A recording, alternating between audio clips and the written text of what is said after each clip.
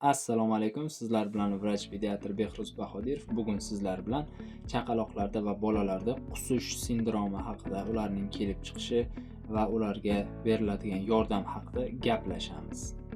Odatda chaqaloqlardagi va katta yoshdagi bolalarda qusish bir-biridan farq qiladi.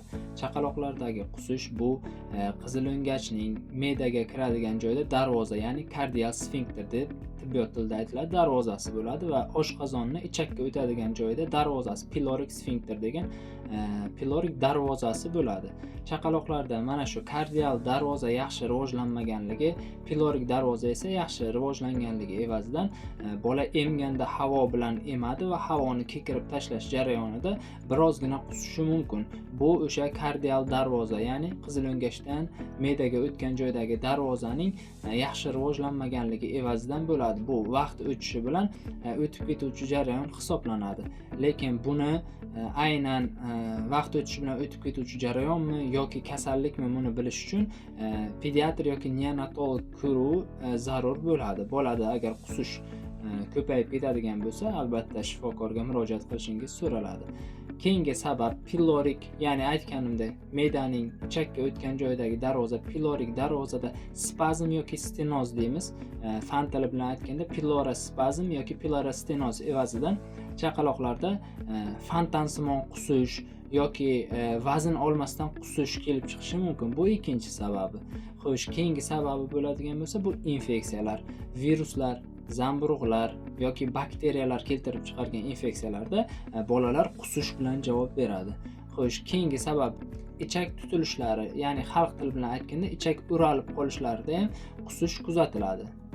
Keyingi sabab bu oziq-ovqat allergiyalari. Ya'ni chaqaloqlarda ko'pincha sigir sutiga nisbatan allergiya bo'lsa, mana shu holatda qusish kuzatiladi. Keyingi sabab bolalarda yuqori tana harorati, ya'ni isitmaning yuqori bo'lib ketishi ham bolalarda har doim ham emas, ba'zan qusish chaqiradi. Ya'ni yuqori tana haroratli bola qusib, organizm o'zini sovutishga harakat qiladi. Keyingi sabab aralash ovqatlanish, ya'ni bola bir qarasangiz ovqatni, shirinlikni, keyin kolbasa mahsulotlarini mana shunaqa aralash qilib ovqatlanish ham qusishga sabab bo'lishi mumkin. Yoki bitta turdagi ovqatni ortiqcha iste'mol qilish, ya'ni periodaniya, ya'ni ko'p miqdorda iste'mol qilish ham bolada qusish keltirib chiqarishi mumkin.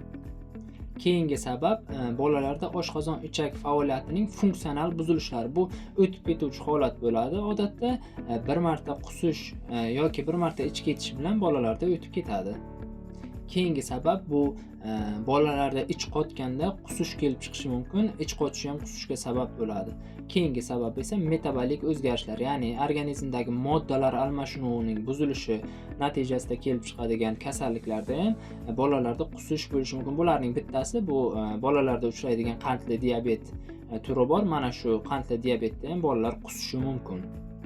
Keyingi sabab oziq-ovqatdan zaharlanish, ya'ni muddati o'tgan oziq-ovqat mahsulotini yeyish yoki aynigan, achigan oziq-ovqat mahsulotlarini yeyish ham oziq-ovqatdan zaharlanish qusishga sabab bo'ladi. Keyingi sabablardan biri esa xirurgik kasalliklar. Masalan, oddiy appenditsitda ham bola qusish bilan namoyon bo'lishi mumkin bo'ladi. Keyingi sabab bolalarda bosh miya travmalari, bosh miya ichi bosimining oshishi, bosh miyadagi o'smalar, umuman bosh miya bilan bog'liq faoliyatlarda, ya'ni kasalliklarda bolada qusish namoyon bo'ladi va qusish bilan bola bu bosimni pasaytirishga, ya'ni organizm harakat qiladi. Odatda bolalarni qo'ldan tushib ketganda, yuqoridan tushib ketganda, kravatdan tushib ketganda bola agar qusish boshlanib qoladigan bo'lsa, albatta neyroxirurg, nevropatolog va pediatr maslahatini olishingiz tavsiya etiladi. Keyingi sabab psixogen qusish, ya'ni bolalarda juda ham ko'p uchramaydi, lekin uchrab qolishi mumkin. Masalan, psixik tomondan qanaqadir o'zgarish bo'lsa, bola qusish bilan javob berishi, ya'ni qusish bilan kasallik namoyon bo'lishi mumkin. Bu psixogen qusish deb aytiladi. Keyingi yana bir sabab jigar, oshqozon, oshqozon osti bezi va o't kasalliklarida ham qusish namoyon bo'ladi. Ya'ni bu kasalliklarning bitta belgisi qusish. Ya'ni qusish bilan kasallik ham namoyon bo'lishi mumkin. Keyingi sababimiz esa bu ayrim dori preparatlarining nojo'ya ta'siri evazidan qusishi mumkin bola. Hurmatli ota-onalar, mana ko'rib turibsizki, qusishning sababi juda ham ko'p. Turli xil kasalliklar sabab bo'lishi mumkin. Shu sababli bola qusganda iloji boricha uyda ushlab o'tirmasdan pediatr ko'rigiga olib chiqing va pediatr sizga maslahati bilan keyingi mutaxassisga yo'naltirishi mumkin. Shu sababli uyda ushlab o'tirish, qusgan bolani uyda ushlab o'tirish qat'iyan taqiqlanadi. Xo'sh, endi esa bola qusganda vrachgacha bo'lgan, ya'ni shifoxonagacha bo'lgan nima ishlar qilish mumkinligi haqida gaplashamiz.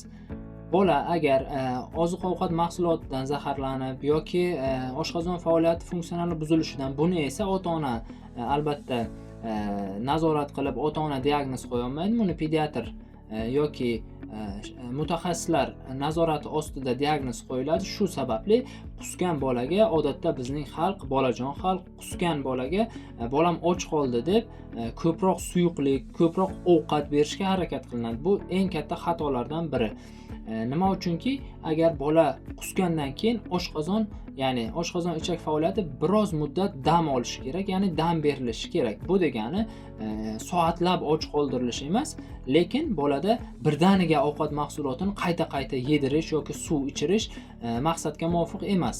Bu to'g'ri ish emas. Sababi bolaga kiradigan suyuqlik miqdori 100 ml bo'lsa, bola uni organizmdagi suyuqlik miqdori bilan qo'shib 200 ml qusib chiqarishi mumkin. Shu sababli biroz muddat oshqozon ichak faoliyati tinch qoldiriladi. Ya'ni masalan 20 minutdir, yarim soatdir och qoldirish kerak oshqozon ichak faoliyati tinchlanib olishi uchun. Endi bu xalq tili bilan aytganda tinchlanib olish uchun vrachlar buni boshqacha atama bilan nomlaydi. Keyingi etapda esa bolaning suvsizlanib qolmasligini oldini olish uchun agar bola qayta qilmayotgan bo'lsa, Regidron, Orsa, Reo kabi suvlarni oz miqdordan orasini ochib, masalan, bolaning yoshiga, vazniga, holatiga qarab ma'lum bir millidan ma'lum bir minutni ichida berib borib chiqarish bolaga yordam berish mumkin. Xo'sh, undan keyingi etapda esa bolada pediatr yoki infeksionist yoki qaysidir mutaxassis ko'ruvigacha bo'lgan holatda qusishga qarshi preparat vrach yoki tibbiy xodim nazoratisiz qo'llash mumkin emas. Bolalarda qusishga qarshi preparatlarni qo'llash qat'iy vrach nazorati bilan bo'lishi kerak. Bu holatda ko'pincha ota-onalar xato qilishi, qusishga qarshi preparatlarni uyda qo'llab keyin shifokorga olib kelish holatlari kuzatiladi. Qusishga qarshi preparatlar odatda aksar qismi bosh miyadagi qusish markazini bloklagani evazidan ta'sir qiladi. Ya'ni qusishga qarshi preparat berilganda yoki ukolini inyeksiyasi qilinganda bu bosh miyaga ta'siri evazidan qusish odatda pasayadi. Shu sababli bolada boshqa xil reaksiyalar, sudurgi holatlari, qotib qolish, ko'karib qolish, nafasning biroz muddatga to'xtashi kabi og'ir holatlarga olib kelishi mumkin. Shu sababli qusishga qarshi preparatlarni vrach yoki tibbiy xodim nazoratisiz qo'llash qat'iyan taqiqlanadi. Biroz muddatdan keyin oz-ozdan ichirib boriladigan Reo, Orsa yoki Regidron kabi regidrotonik preparatlarni, ya'ni suvlarni berib borish tavsiya etiladi va pediatr ko'ruviga olib chiqing. O'zboshimchalik bilan turli xil ovqatlar, turli xil suyuqliklar yoki kapelnitsalar, qusishga qarshi preparatlarni o'zboshimchalik bilan qo'llash tavsiya etilmaydi. Birdaniga ko'p ovqat berish ham yoki ko'p suv berish ham tavsiya etilmaydi. Bu holatda bola suvsizlangani evazidan yoki qo'rqib ketgani evazidan suv bering deyishi mumkin. Shunda bolani tinchlantirish eng avvalo ota-onaning vazifasi hisoblanadi. Shunaqa holatlar ham bo'ladi. Bola kunlab qusadi yoki ko'p miqdorda qusadi. Ota-onalar uyda ushlab turib, nimalar bilandir davolab, keyin olib keladigan vaziyatlarda bolada xirurgik kasallik chiqib ketadi yoki bolada infeksion kasallik chiqib ketadi. Mana shu holatlarda bolaning ahvoli og'irlashgan holatlarni ko'pincha guvohi bo'lamiz. Shu sababli hurmatli ota-onalar, bolangizda qusish kuzatildimi, pediatr ko'ruviga, xirurg ko'ruviga, mutaxassislar, infeksionist ko'ruviga olib chiqishingiz qat'iyan sizga vazifa hisoblanadi. E'tiboringiz uchun rahmat. sizlarga foydali va manfaatli videolar, ma'lumotlar berib borishda davom etamiz. Bizning ijtimoiy tarmoqlardagi sahifalarimizga obuna bo'ling. Videolarimizni keng tarqalishida ko'pchilikka yetib borishda o'z hissangizni qo'shing.